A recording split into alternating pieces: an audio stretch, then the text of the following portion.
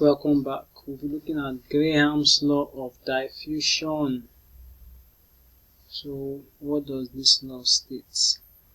It states that the rate of diffusion of a gas is inversely proportional to the square root of its vapor density at constant temperature and pressure. So, what this simply means is that as your vapor density is increasing, as the square root of your vapor density is increasing, your rate is reducing. So it makes sense. What that means is that the heavier the gas, the more time it will take to spread. So the heavier the gas, the more time it will take to spread. Just the way the heavier someone is, the more time it will take for a person to run. So that is what this simply means. So rate is talking about speed. Anytime you hear rate, you should think of speed. Rate has to do with a quantity divided by time. So rate is inversely proportional to time. So the more time you take, the less fast you are. The more time you take, the less fast you are. So that's why I say power is the rate at which work is done, because power is equal to work divided by time. So it is the rate. So power is a type of rate, is the rate at which work is done. While rate of diffusion is the rate at which a gas spreads. Velocity is the rate at which you cover distance. You understand? So that is rate. So the heavier something is, the slower it is. So the more the weight increases, the more the vapor density increases, the lesser the rate. And the heavier something is, that means the more time it will take. So your time will also increase. I see it. So vapor density is directly proportional to time, but inversely proportional to rate. So take note, we'll see all this. So mathematically, your rate is inversely proportional to the square root of your vapor density. So if you introduce a constant k, you have that your rate is equal to k over square root of vapor density. If you cross multiply, you have your Rate₁ square root d1 is equal to your Rate₂ square root d2. That is the rate of the first gas times the square root of its vapor density will be equal to the rate of the second gas times the square root of the vapor density will be equal to the rate of the third gas times the square root of its vapor density. Another way to represent is, the most popular way which they represent this is Rate₁ over Rate₂ square root d2 over square root d1, and it will still give you the same thing, because multiply. What do you get? Rate₁ times d1 times Rate₂ times square root of d2. I see it. So it's still the same thing. Shows anyone that sticks better. Okay. Then another thing you want to know is that your vapor density is equal to half times your relative molecular mass. So if your vapor density is directly proportional to relative molecular mass, therefore we can substitute your vapor density we can substitute relative molecular mass for your vapor density. So once again, your Rate₁ will be Rate₁ over Rate₂ is equal to square root of m2 over square root of m1. And if you cross multiply, what we get, you have that your Rate₁ square root m1 is equal to Rate₂ square root m2. So this is still telling us that the heavier a gas is, the slower it will be. So as your mass is increasing, as your relative molecular mass is increasing, your rate at which it will diffuse is what? Reducing.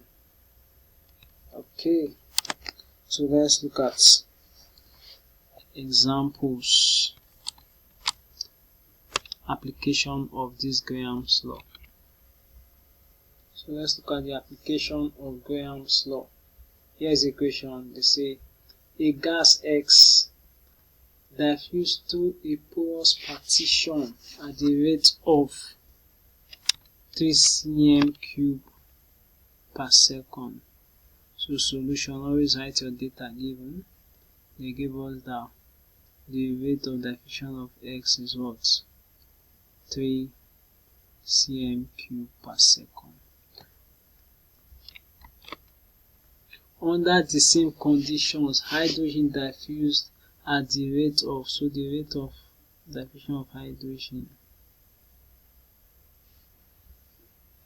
is what? 15 cm³ per second. They say the relative molecular mass of X is, and they give us our mass of hydrogen. Relative molecular mass of hydrogen is 1. So remember that hydrogen is a diatomic molecule.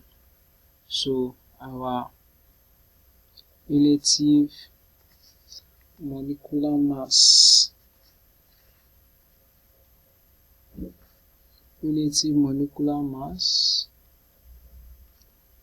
of hydrogen will be equal to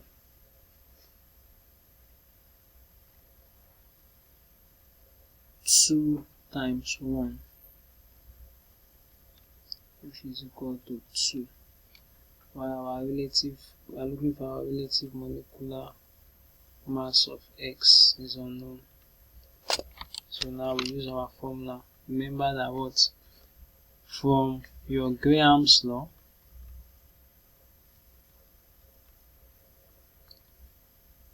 YX students, I always say you must write out all these things. They give you marks, so it tells your examiner that you know the law you are using. So from Graham's law of diffusion,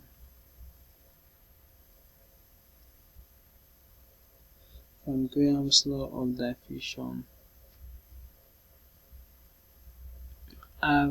square root mx is equal to what?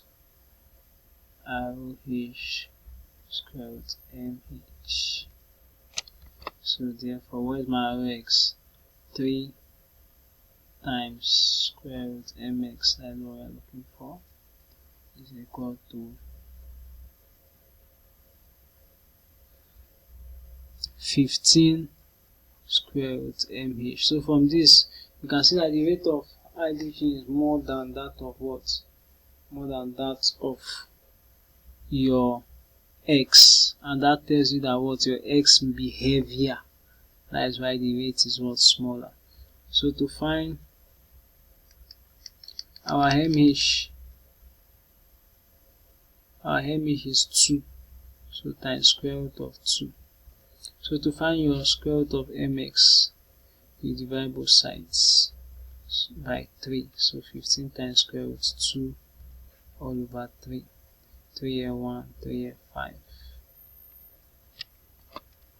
So you have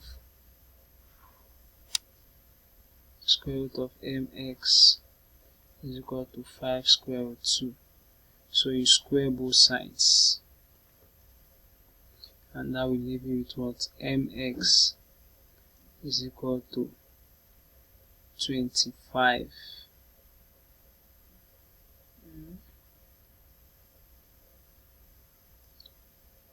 times 2. And I get 25. Square of 5 is what? 25. Square root of 2 is what? 2. So your mx is equal to 50. Let's see if you have that option there. So your answer is what? E. 50. So having said that, you see other questions like this. But before we go you must know that your rate is inversely proportional to what? Your time, and also rate is inversely proportional to what? Your density, square root of your density. Or rate is inversely proportional to what? Square root of your molecular mass. So therefore, your time will be directly proportional to what? Square root of your density, or time is directly proportional to what? Square root of your relative molecular mass. So what this will give is that your T1 over what? Square root of M1 will be equal to T2 over square root of M2.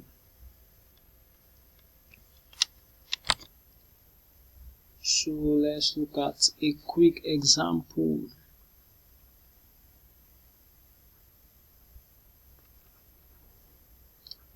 How long will it take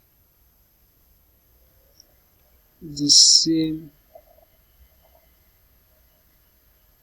volume of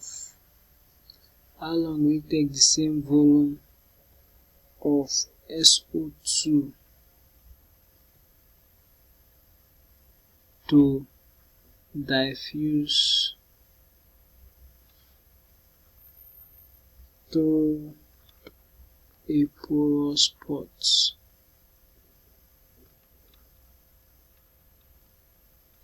if it takes 1 second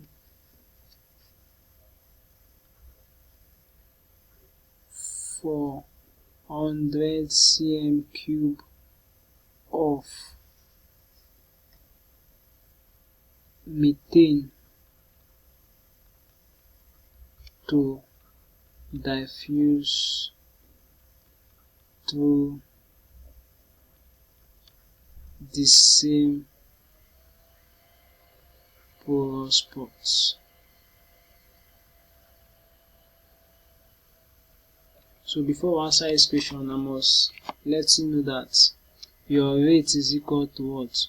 Volume over time. That is the volume of the gas divided by the time.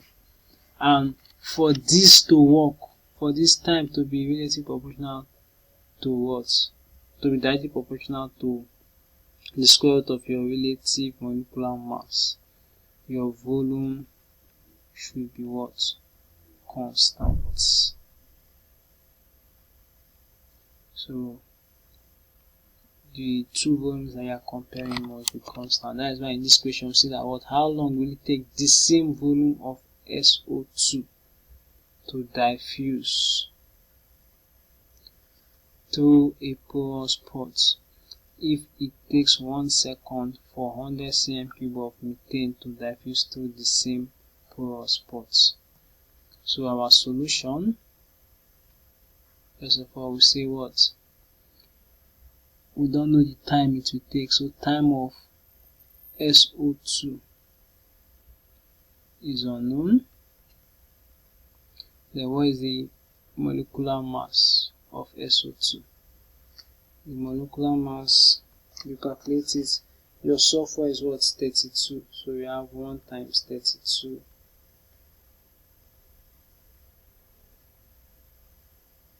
1 times 32 plus 2 times 16, oxygen is 16, is equal to what? 32 plus 32, which is 64. Why your T of methane, they told us that is what? Is 1 second. What of your molecular mass of methane?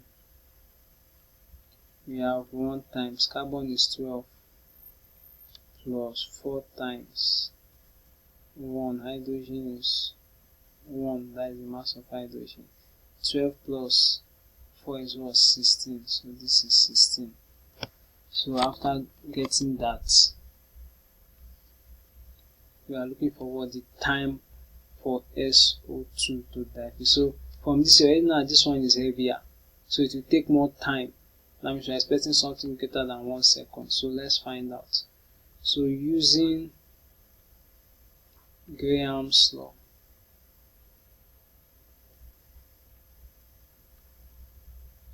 T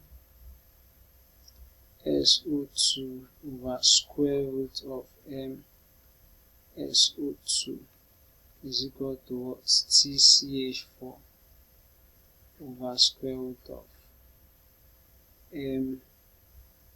MCH4, and this will give us what? Time over square root of 64 is equal to 1 over square root of what? 16. So T is equal to square root of 64 over square root of 16, which is equal to 8 divided by what? 4, which is equal to 2 seconds. So the answer is what? 2 seconds. So it will take SO2 for 2 seconds to diffuse through the same porous point. Thank you very much. See you on our next video.